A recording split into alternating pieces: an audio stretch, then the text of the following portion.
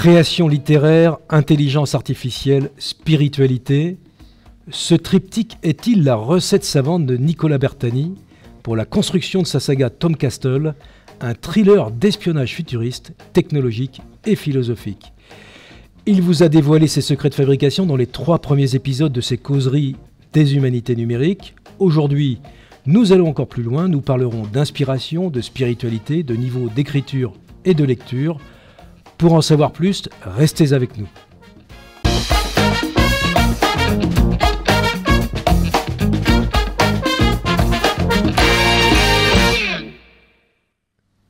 Bienvenue donc dans ces causeries des humanités numériques consacrées à l'intelligence artificielle, à la littérature et aux technologies. L'inspiration pour écrire, la spiritualité, que lire, quel film ? Nous retrouvons pour cela Nicolas Bertani, que vous connaissez maintenant, qui est consul d'Italie à La Réunion, qui est par ailleurs, qui travaille auprès de banques, auprès d'un conseil bancaire, et puis qui par ailleurs est auteur. Et on est ici aujourd'hui pour cela. Vous êtes un auteur prolifique, puisque vous avez créé une saga, la saga Tom Castle, sur thriller d'espionnage. On pourra peut-être en parler un petit peu à l'occasion de ce début de causerie. Mais dans un premier temps, quand on parle de niveau d'écriture, juste pour introduire la causerie, qu'est-ce que vous entendez derrière cela ?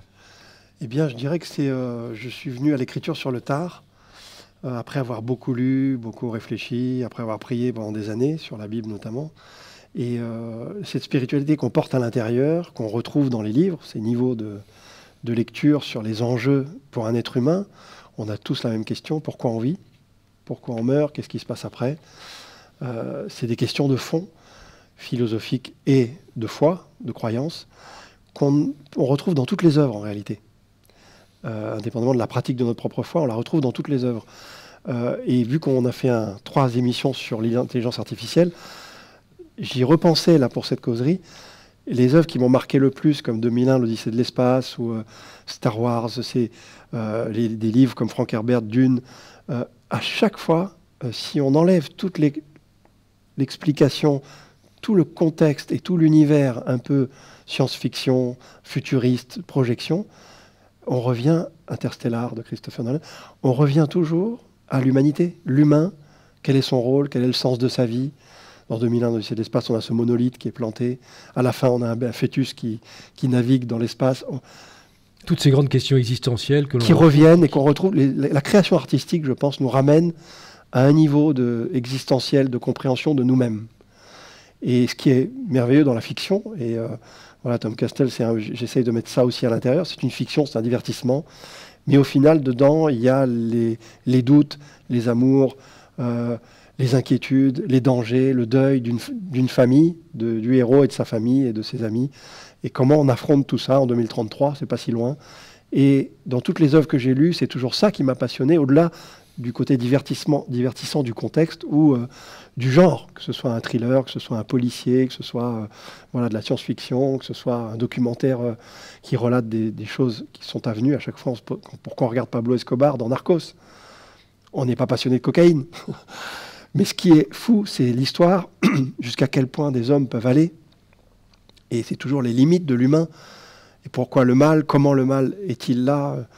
Il y a plein de questions comme ça. Le rapport entre le bien et le mal, comment est-ce que certaines personnes arrivent effectivement à avoir des chemins de vie qui amènent plutôt vers le côté obscur Totalement. Et d'autres plutôt vers le côté lumineux. C'est ça. Et tout ça, ça vous inspire évidemment. Énormément. Ça ressort dans votre création. Énormément. Alors je vous propose peut-être, puisque là c'était un propos introductif, d'aborder peut-être, de revenir, parce que les personnes n'ont pas vu les 3 premiers épisodes. Forcément, oui, tout le monde ne les a pas vus. Et donc, dans cette 4e causerie, peut-être reprendre un petit peu, parler de votre saga littéraire, Tom Castle. De quoi s'agit-il ? Alors, c'est un navy-seal italo-américain, donc un combattant des forces spéciales américaines de la marine, qui a œuvré pendant pas mal d'années, et on va parcourir sur 5 tomes une dizaine d'années de sa vie, qui a œuvré sur des missions de sauvetage, d'exfiltration, des missions de combat complexes, dans une équipe avec 6 autres camarades.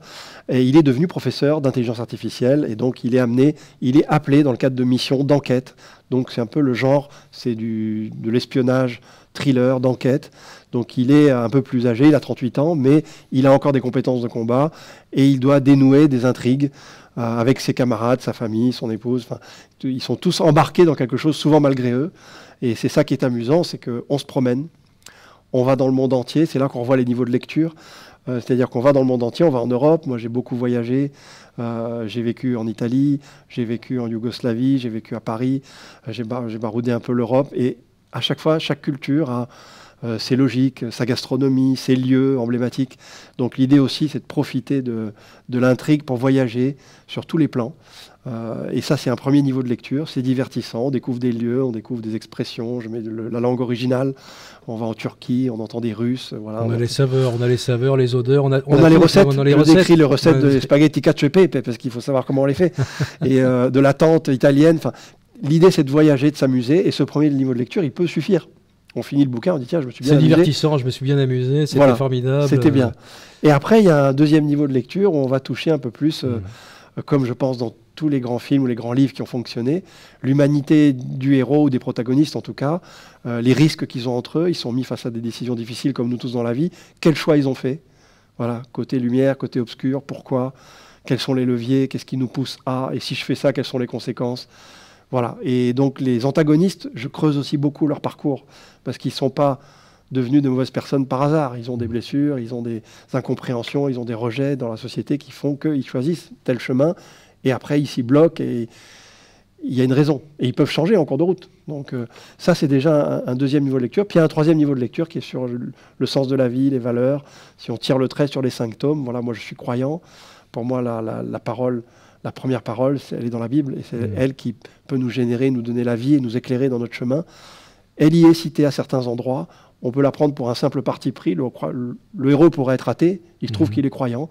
Et finalement, c'est peut-être un peu plus clivant, mais au moins ça lui donne une authenticité, c'est-à-dire qu'il a des valeurs, il fonctionne comme ça. Et il va prendre des risques aussi par rapport à ça ou ça. Et c'est amusant de le lire de telle manière, soit de manière détachée, soit de se laisser interroger par son choix, ses comportements. Il peut prier à certains moments, on va peut-être être interloqué, puisqu'on est dans un monde de consommation, de technologie où tout va vite, et en 2033 encore plus dans le cadre du roman. Et finalement, ils remettent cette couche spirituelle à certains moments, ça et là, disséminée dans le livre. Ça permet peut-être aussi de s'interroger, de se dire, tiens, et moi par rapport à ça, comment je me positionne? Mais on peut ne pas le faire, on peut tourner la page. Voilà. Ce sont des niveaux de lecture. Ce sont des niveaux de lecture et des niveaux aussi de réflexion, d'interaction finalement avec le créateur de l'œuvre, quoi. C'est ça, c'est l'idée. Alors, donc vous êtes auteur, mais ça n'est pas votre métier depuis toujours, puisque vous avez finalement une carrière qui vient de débuter en tant qu'auteur.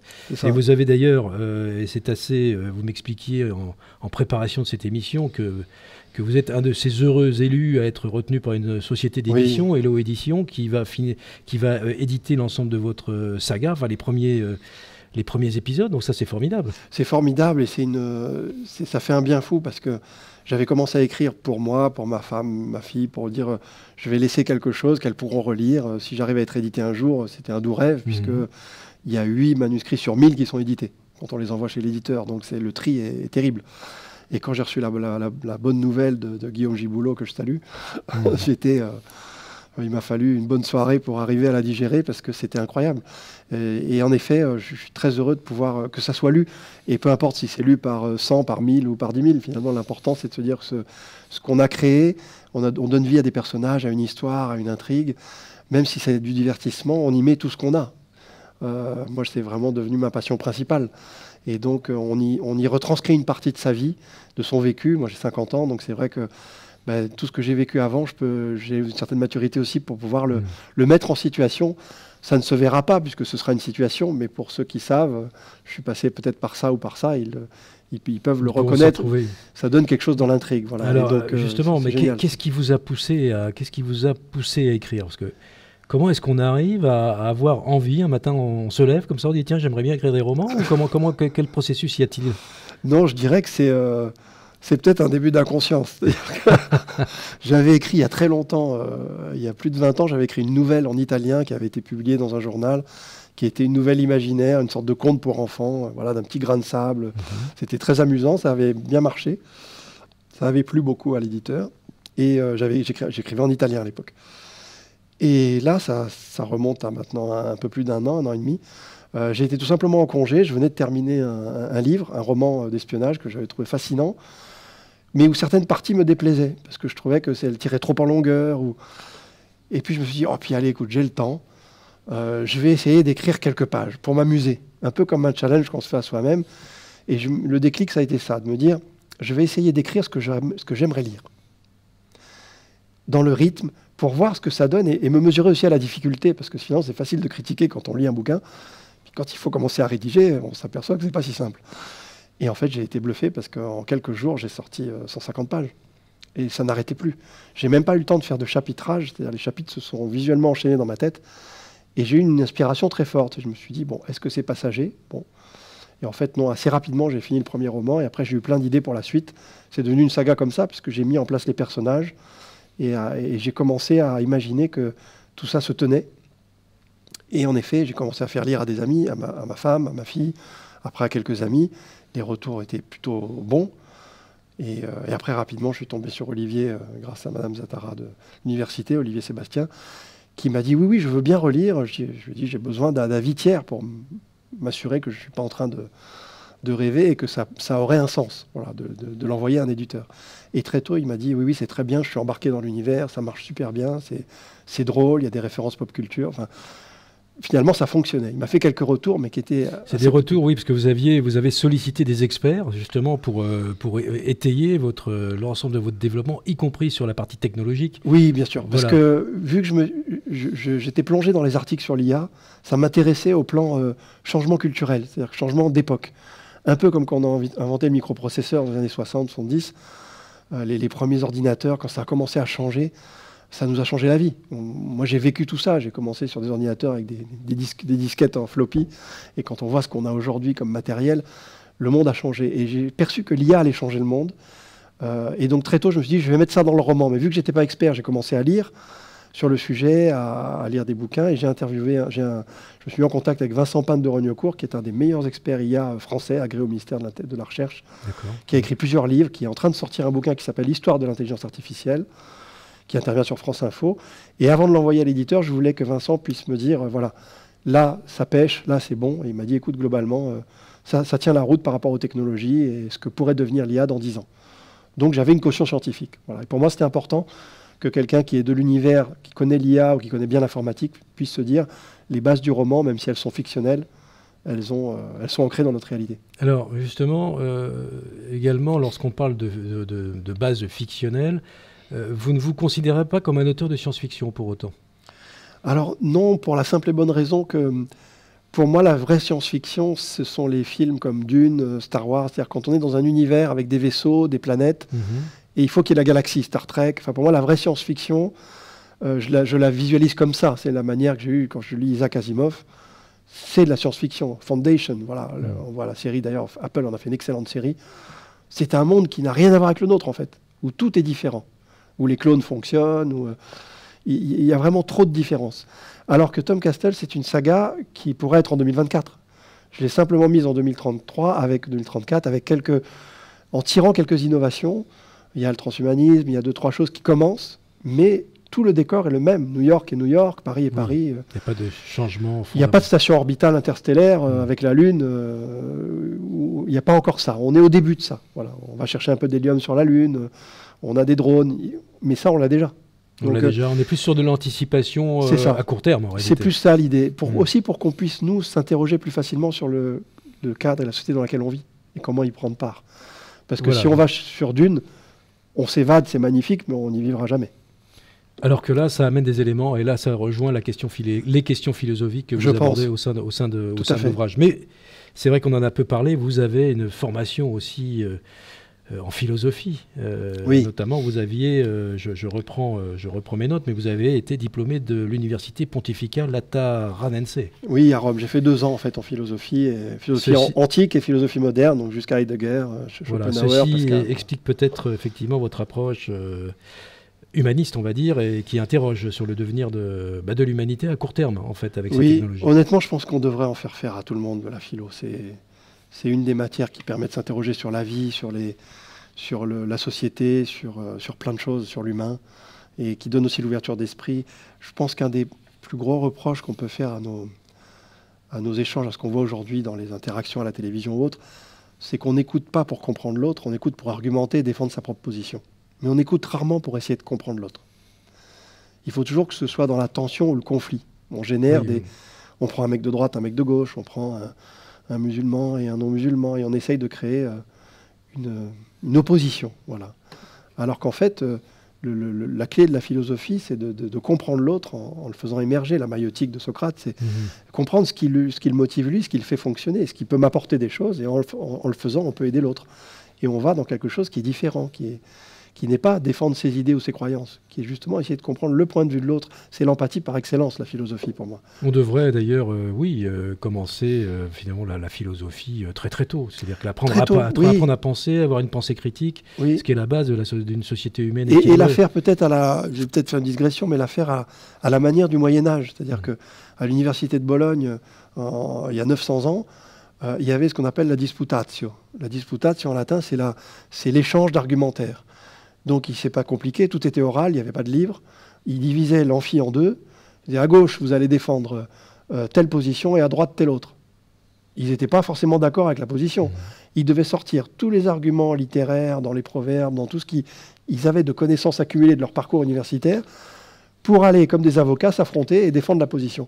Et le but était d'apprendre à utiliser ces sources pour en faire un argument. Pas en être convaincu.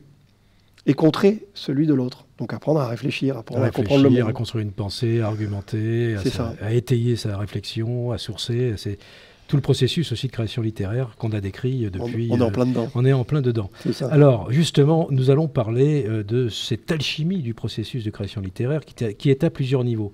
Alors, comment s'y prend-on et comment joue l'inspiration dans ce processus ? Je pense qu'elle est capitale, parce qu'au final... c'est ce que j'expérimente là maintenant depuis quelques temps. On se dit, je vais raconter une histoire. Donc forcément, dès lors qu'on va raconter une histoire, on y met quelque chose de soi, de son parcours et de ce qui a pu nous toucher dans notre parcours. Et donc je pense que c'est la base de l'inspiration, c'est ça. D'ailleurs, une des choses qui font que on trouve un auteur intéressant, c'est que je pense qu'il y met du sien. Il prend un cadre de référence de ce qu'il a vécu, de ce qu'il a lu, de ce qu'il a entendu, mais il y met du sien. Et sortir quelque chose de sa propre vie, de sa propre expérience, c'est ça, je pense, qui, dans le bouquin, fait que le lecteur ressent quelque chose. Il se passe quelque chose. Moi, là-dessus, j'ai une approche assez simple, parce qu'elle est essentielle, elle est liée à la manière dont j'ai grandi sur les textes. C'est que le premier texte, pour moi, c'est la Bible. La première parole, le mot parole, c'est le logos en grec. Ça vient de l'évangile de Jean, c'est au commencement était le verbe, le logos. Et le verbe était Dieu, et à partir de ça, tout a été fait. Et logos en grec, c'est plus que la parole. Nous, je dis, on dit le mot parole, c'est parole agissante. C'est parole qui agit, qui fait quelque chose. Et cette parole-là, sur un plan spirituel, mais on peut dire aussi sur un plan philosophique, cette parole-là, elle crée toute chose. Donc elle crée l'environnement. Alors quand on dit ça, ça peut faire créationniste, ça peut surprendre si on le prend simplement sur un plan rationnel. Mais si on le prend sur un plan scientifique, et c'est là que c'est un peu choquant, je me rappelle très jeune avoir vu à 16 ans Hubert Reeves. Hubert Reeves, très grand astrophysicien, qui présentait son bouquin, c'est une conférence où j'avais été. Poussière d'étoiles. Poussière d'étoiles. Et il racontait comment il y a une petite poussière d'étoiles dans chacun de nos gènes, dans chacune des particules de notre ADN, on vient du fin fond de l'espace. Il disait avec son accent québécois, là, magnifique. Et il était extraordinaire parce qu'il remettait l'homme au centre de l'espace, en fait, en disant on est une poussière d'étoiles. Il y a plus de 27 constantes dans l'univers, Albert Einstein l'avait démontré, qui, si elles ne sont pas exactes à la centième virgule près, font que la vie ne peut pas exister. Donc, parler du hasard ou de la nécessité, comme le fait Monod, non, il n'y a pas de hasard, c'est pas possible. Il disait scientifiquement, c'est pas possible. Après, mettez derrière ce que vous pensez avoir comme révélation, mais lui, il disait Hubert Reeves, scientifiquement, ce n'est pas possible. Et ce qui est intéressant, c'est que le logos, si on y réfléchit, la parole, c'est un son. Or, un son, c'est une vibration. Ça se transmet. C'est une onde. Ça se transmet, c'est vibratoire. Or, la matière, si on la regarde sur un plan vraiment physique, la matière, ce sont des ondes électromagnétiques vibratoires. En fait, il y a des atomes et du vide. Les photons, la lumière, c'est une particule qui voyage. Les atomes entre eux, quand elles percutent une table, la table, c'est des atomes accrochés par des ondes, par une force, mais pleine de vide, même si nous, on la voit solide. Des interactions énergétiques. Donc lorsqu'on dit que la parole agissante, vibratoire, crée de la matière qui est elle-même une onde vibratoire, scientifiquement, c'est juste. Alors absolument. là, si on relit la Genèse et qu'on relit l'évangile de Jean à la lumière de l'astrophysique et de la mécanique quantique, on est en plein dans le juste, alors qu'on peut le lire simplement sur un plan simplifié. Au début, le Verbe était Dieu, la parole était Dieu. Ben oui, mais si c'est vibratoire et que Dieu a créé toute matière, dont les atomes, dont la lumière, tout cela a du sens. Voilà. Donc la première parole, moi, qui m'a percuté dans ma vie, c'est cette parole-là qui crée une lumière sur notre parcours de vie et qui nous éclaire pour savoir où on va. Donc ça, c'est votre source d'inspiration. Ça, c'est ma source d'inspiration majeure sur mes inspirations profondes, sur qu'est-ce qu'est la vie. Et donc forcément, je suis obligé de l'utiliser, même si ça reste un divertissement et un roman pour le fun. Avec mais que vous rattachez à la science, on le sent. Hein. Vous avez été un petit peu au fond des choses, notamment quand vous parlez de photons, de nature. J'ai beaucoup lu sur l'astrophysique, beaucoup. Voilà. Même si j'étais pas assez matheux pour faire. J'aurais rêvé d'être astrophysicien.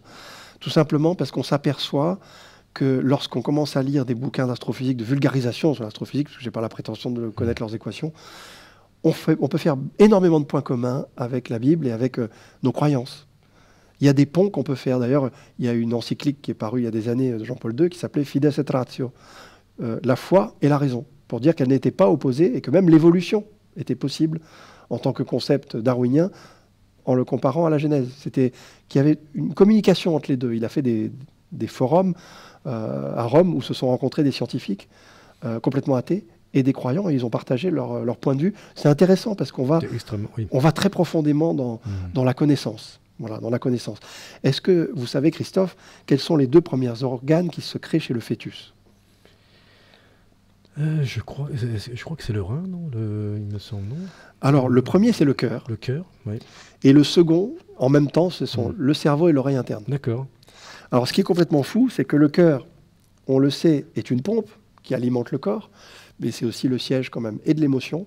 Et il y a plusieurs neurones qui existent déjà dans le cœur, qui font partie de nos goûts, pas seulement alimentaires. Donc on est en train de le découvrir. La médecine ne connaît pas encore tout, mais il y a des neurones. Un transplanté du cœur va devenir fan de théâtre alors qu'il détestait. On n'arrive pas encore à bien faire le lien de cause à effet. On sait qu'aussi au niveau des intestins, on a aussi un ensemble. On a un deuxième cerveau intestinal. Intestinal. Donc le bébé, il a ça, il a le cerveau, le cœur, le cerveau et l'oreille interne. Donc la première chose qu'il va recevoir pour la création de sa personnalité, ce sont les sons. Et on sait qu'un enfant entend les sons des langues que parlent les parents. C'est complètement fou, à 6 semaines, dès 6 semaines. Donc voilà, le logos, pour moi, ça c'est la première chose. C'est pour ça que dans les livres, j'ai affiché bien sûr la Bible. Et après, dans tous les livres que j'ai lus, j'en ai mis quelques-uns qui m'ont marqué, 20 milieux sous les mers, Le Seigneur des Anneaux, parce que alors lui, c'est pareil, Tolkien, il a lu absolument tous les mythes qui existaient pour créer l'univers du Seigneur des Anneaux. Donc il a lu les mythes anciens babyloniens, les mythes grecs, la mythologie grecque. Et il a essayé de lire tout ce qui existait pour s'en inspirer et faire quelque chose de crédible dans son univers à lui, qui est extrêmement fouillé. L'intégrale est très longue à lire parce qu'il y a des pages. Je vais vous décrire un décor pendant 4 pages. J'ai envie de lui dire, écoute, arrête, c'est long. En film, c'est beaucoup plus amusant parce qu'on les voit, on n'a pas besoin de les décrire. Mais lui, il était très précis. Les plantes, il avait tout fait, un univers complet. Donc c'est des livres fondateurs parce qu'on sent qu'il y a le souhait d'aller transmettre un fonctionnement, et à l'intérieur, qu'est-ce qu'on a ? Le bien et le mal. On a à chaque fois l'opposition entre la conquête du mal qui essaye de marquer le pas. Jules Verne, c'est les limites de l'inconnu, la science. Voilà, alors après, vous avez des auteurs, oui, Isaac les Asimov, classiques. Les classiques, le cycle des robots, des grands classiques. Asimov, ce que j'ai beaucoup aimé chez Asimov, c'est qu'il essaye toujours, pareil, il utilise la machine pour interroger notre humanité. Parce qu'au final, le robot, l'humanoïde, il se pose la question, est-ce que je suis éternel ? Est-ce que j'ai le droit de vivre ? Est-ce que j'ai les mêmes droits qu'un humain ? Et en fait, il se pose des questions qu'on devrait nous se poser plus souvent. Donc il fait notre reflet. Et en tant que machine, à quoi il aspire? À être homme ou femme. Enfin, et finalement, c'est utiliser la technologie pour nous dire, mais interrogez-vous, c'est vous qui avez la richesse. Ne regardez pas la technologie comme une richesse. La richesse, elle est en nous. Et donc chez Asimov, c'est très chouette. Après, bien sûr, moi j'ai adoré Dune, le livre. Le film de 89 est extraordinaire. Celui qu'a refait Denis Villeneuve, il est encore mieux. On est dans du space opéra avec voilà, cette dimension du destin de l'être humain. Hein, vraiment avoir une destinée, pouvoir prendre en main, arriver à réaliser ce qu'on est. Je pense que pourquoi on aime les livres aussi, que ce soit les livres de science-fiction, les livres d'espionnage, les livres policiers, pourquoi on aime? Parce qu'on a quelqu'un qui prend des risques et qui va au bout du raisonnement de qui il est, en prenant des risques physiquement. Et je pense que ça, c'est quelque chose qu'on a en nous.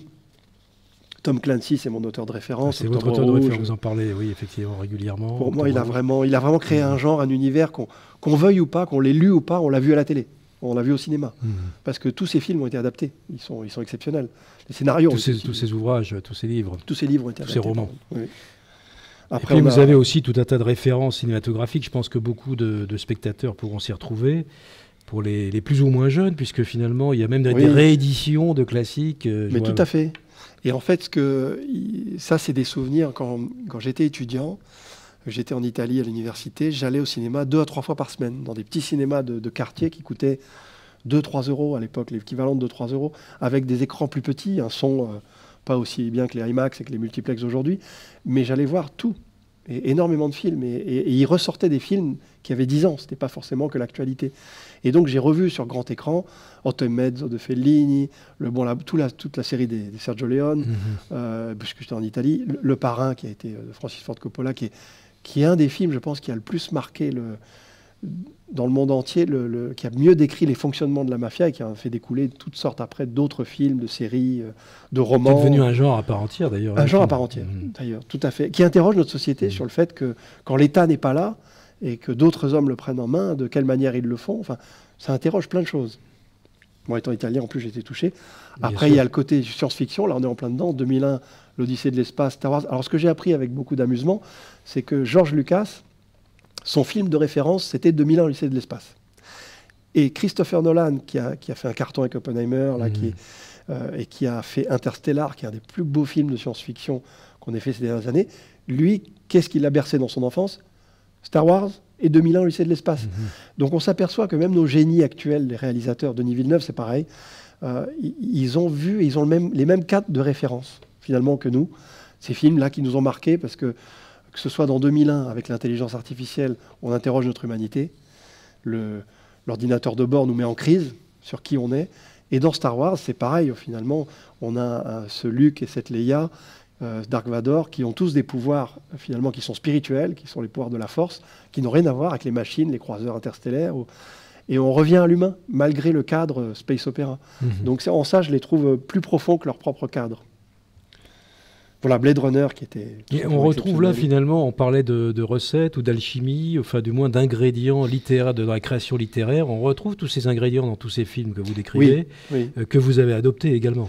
Oui, parce que je trouve qu'en fait, si on arrive à adopter un cadre de référence, je fais des références à la pop culture, c'est-à-dire que mon héros, Tom Castel, est surnommé Chewbacca, par Nick Reacher, qui est son alter ego masculin, le buddy, avec qui il fait toutes ses missions, qui lui se surnomme Han Solo. Parce que Star Wars, ça parle à tout le monde, aux plus jeunes comme aux plus anciens. Et ces références-là font sourire dans une action qui peut être un peu sombre à un moment donné.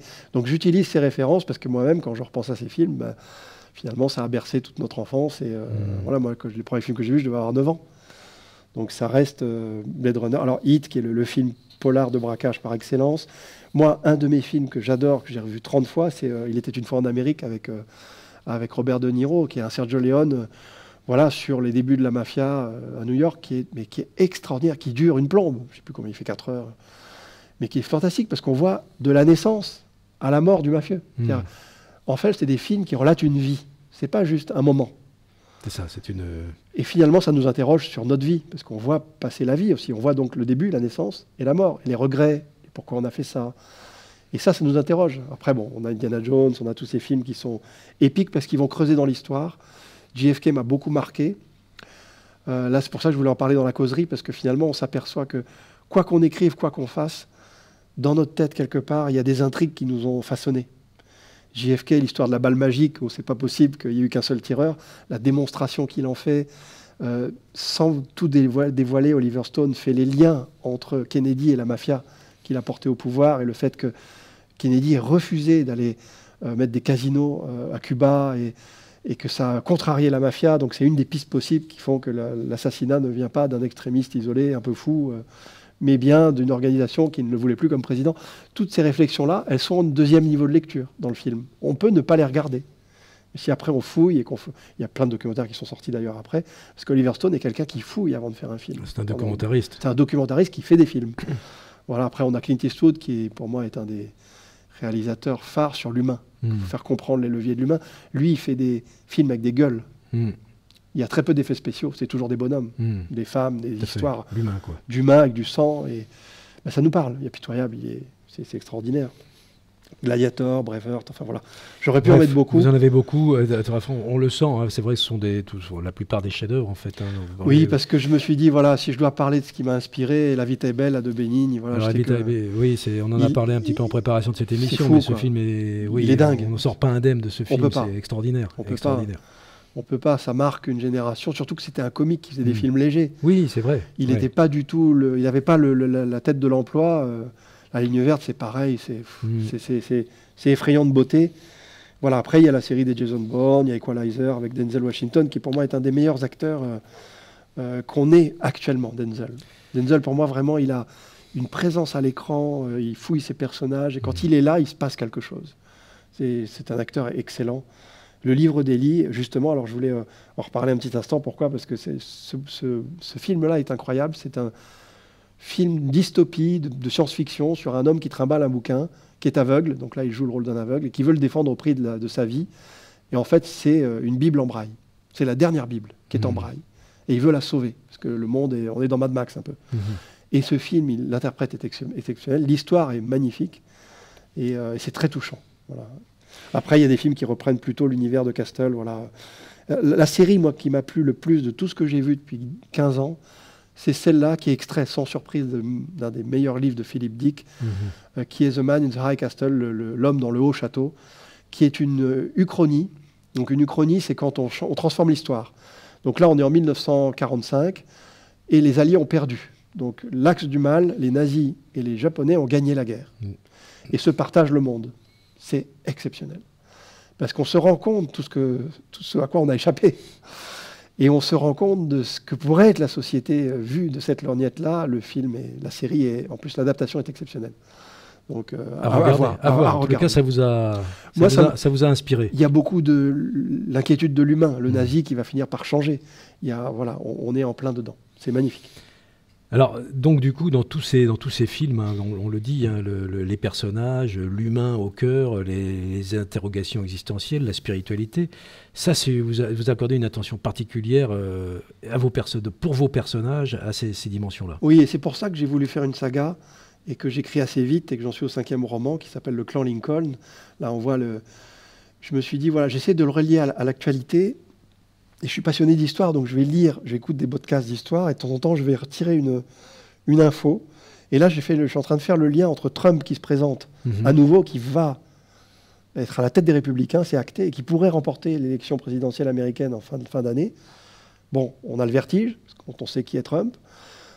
Et derrière, j'ai revu le film Lincoln avec Daniel Day-Lewis, qui a eu 12 nominations d'Oscar, où on voit finalement les bases du Trumpisme, parce qu'on voit que Abraham Lincoln a dû se battre contre les sécessionnistes, les confédérés, qui voulaient absolument conserver leurs millions d'esclaves pour leurs champs de coton, et que rien ne change. Et donc les États du Sud ont fait cette guerre de sécession. Lincoln a été la cheville ouvrière qui a changé le visage des États-Unis. Et je me suis dit, il y a quelque chose, cette base historique de l'actualité de Trump, de ce que vit la société américaine, c'est ça. C'est un combat entre des valeurs d'Abraham Lincoln, d'intégration, d'assimilation, notamment des Afro-Américains et des Hispaniques aujourd'hui. Et puis Trump qui veut revenir à une Amérique qui n'existe pas, qui est du XVIIIe siècle, où finalement il n'y a que les Blancs qui sauraient faire des choses. Qui n'a jamais existé. Ou qui n'a vraiment jamais existé. Et j'ai commencé à lire des choses là-dessus, à m'inspirer de ça, parce que je trouve que ces leviers-là sont des leviers qui touchent finalement à notre vie d'aujourd'hui et aux conséquences que ça peut avoir jusqu'à notre vote. Et par surprise, il y a quelques semaines, j'ai vu que Apple TV sortait une série qui s'appelle Manhunt, vous voyez à l'écran, qui n'est pas encore sortie, qui sort à la fin du mois de mars, qui sera sur l'histoire de la traque de l'assassin, Booth, l'assassin de Lincoln. Et je me suis dit, tu vois, c'est pas un hasard. Ça veut dire qu'eux aussi se disent, le timing est bon par rapport à ce qui est en train de se passer dans notre société. Voilà, et les États-Unis, quoi qu'on fasse, que je sois italien, français, allemand, on a tous un petit peu un pied dans les États-Unis parce qu'on a grandi avec ces références littéraires-là. Bien sûr. Que ce soit les lectures ou les films. Et donc c'est ça que j'essaye de lier, de mettre à chaque fois une référence historique. Par exemple, dans le tome 4, qui s'appelle La boussole de Doria, j'ai été chercher l'actualité du XIIIe siècle, c'est-à-dire l'opposition entre l'Empire ottoman et les flottes italiennes qui essayaient de protéger les pèlerins qui revenaient de Jérusalem. Donc il y a quelques chapitres historiques, un petit peu de Marco Polo, et après on est à nouveau en 2034. Et ce pont entre le passé très ancien, nos racines, d'où on vient, des croyances d'où on vient, et l'actualité, ou voir le futur, puisqu'on est en 2034, peut nous permettre aussi de réfléchir à qui on est et quelle société on veut pour demain, en 3e, 4e niveau de lecture à la limite. Mais on peut s'amuser dans le roman, puis après, une fois l'avoir fermé, se dire, ah oui, mais en fait, il y avait déjà à l'époque telle opposition, telle chose. Et c'est passionnant. Voir que les Ottomans, le sultan a interdit l'utilisation de la première machine d'imprimerie de Gutenberg pendant 2 siècles en Turquie. Parce qu'il avait peur que la connaissance pervertisse le Coran. Il a mis dans la panade tout le Moyen-Orient. Ils ont pris 2 siècles de retard. Et oui. Pour une crainte, pour une peur. Pour une peur sur l'avenir. Alors, donc on voit vos sources d'inspiration, vos personnages, la complexité. Donc c'est vrai que du coup, j'espère que vous aurez suscité beaucoup d'envie et surtout peut-être des passions aussi, peut-être cette intention pour certains de créer des vocations d'écrivains. Peut-être vous suscité des vocations de futurs écrivains. Mais il faut essayer. En tous les cas, il faut essayer. Ça donne envie. Oui. Hein. C'est vrai que du coup, on laisse libre cours à son imagination, structurée bien sûr, documentée, sourcée, avec l'intelligence artificielle aujourd'hui qui peut aider exactement. Alors comment est-ce qu'on peut conclure ce 4e épisode finalement ? Déjà en vous remerciant. C'est une sorte de saga de causerie. Finalement. Oui, en fait, on a fait une saga de causerie. C'est d'abord en vous remerciant parce que c'est très agréable de pouvoir raconter les coulisses de ce qu'on construit, de comment on le fait, parce qu'au final, il y a le produit fini, il y a le roman. Mais savoir comment on a abouti à ça, on n'en a pas souvent l'occasion. Voilà. Donc je suis ravi de pouvoir le faire, déjà parce que le cadre, en plus, c'est très agréable. Et surtout, je pense qu'il ne faut pas hésiter. Moi, j'ai longtemps hésité, j'avais écrit plus jeune. Puis on s'est dit, oh non, attends, être écrivain, écrire quelque chose, c'est complexe, c'est un métier. Mais en fait, on s'aperçoit que si on ne s'y met pas, on ne le fera jamais. Voilà. Et on va peut-être prendre des chemins plus orthodoxes, plus classiques, qui peuvent être très épanouissants. Mais au final, écrire, je pense que ça peut toucher tout un chacun. On peut tous le faire. On peut écrire un recueil de poésie, on peut écrire une nouvelle pour enfants. Mais on peut tous, en passe-temps, même si ce n'est pas notre métier, en faire quelque chose qui nous grandit, qui nous fait du bien. Voilà. Et qui transmet en plus quelque chose à d'autres, qui est un mode de partage. Hein. Voilà. Qui est un mode de partage. Et il faut trouver des sources d'inspiration. Vous les trouvez dans la littérature, vous les trouvez dans la production, donc dans la production cinématographique. Complètement. À l'origine de tout cela, il y a des hommes, des femmes, bien sûr, enfin des hommes avec un grand H, bien sûr, qui produisent et qui imaginent des histoires, et qui sont toujours des histoires, souvent avec l'humain au cœur, qui est au centre des interrogations. Et d'ailleurs, ce qui a changé, c'est que depuis 1 an et demi maintenant, quand je lis quelque chose ou que je regarde un film, je le décortique. Je ne me contente pas de passer un bon moment. Je dis, il a fait ça comme ça, d'accord. Tel rebondissement. C'est le regard du professionnel. Là, on commence à se dire que pourquoi ça rebondit à tel endroit, pourquoi il y a... Et justement, j'essaye de ne pas faire comme ce que je vois. Aussi de créer peut-être des rebonds différents. Parce que souvent, la personne qui a bu ou finit par abuser ou faire ci ou cela, on a parfois des enchaînements qu'on découvre un peu à l'avance. On dit, il va se passer ça. Et voilà, je pense qu'il faut sortir des sentiers battus, il faut essayer de créer autre chose. Il faut essayer de créer autre chose. Donc rappelez-nous la sortie de votre premier tome. Est prévu pour quand ? Le premier tome, donc Space One, Course à l'IA, Tom Castle, va sortir fin avril, début mai. Je n'ai pas encore la date exacte. D'accord. Je la mettrai sur le site www.tomcastle.fr. Il y aura la date exacte. Je vais faire des dédicaces à la librairie Autrement. Alors, Librairie Autrement, qui est une librairie à La Réunion, puisque nous enregistrons dans les studios de l'Université de La Réunion. À Saint-Denis. Voilà. Il y aura des dédicaces au Salon de La Réunion, du livre Pays, qui est à Saint-Paul à La Réunion. Et en septembre, je serai à Paris, chez l'éditeur. Et il y aura probablement une paire de dédicaces et chez Série de l'éditeur, dédicaces aussi, également chez sur Fnac Paris. ou chez Gibert, voilà, dans une des grandes librairies des parisiennes. grands distributeurs Voilà. métropolitains. En tous les cas, merci beaucoup Nicolas Bertani. Encore merci. Je pense que vous allez avoir beaucoup de lecteurs parce que votre saga a l'air d'être particulièrement passionnante. J'espère, en tout cas on s'y amuse bien. On ça, s'y je peux vous amuse le dire. bien, c'est très bien. On voyage. En tant qu'auteur, vous avez déjà eu l'occasion de beaucoup vous amuser en l'écrivant et je C'est pense vrai. que beaucoup s'amuseront aussi en lisant vos ouvrages. Merci beaucoup. Merci et mille puis fois. à très bientôt certainement pour de nouvelles causeries. Avec plaisir, quand Merci. vous voulez. Au revoir. Au revoir. Au revoir.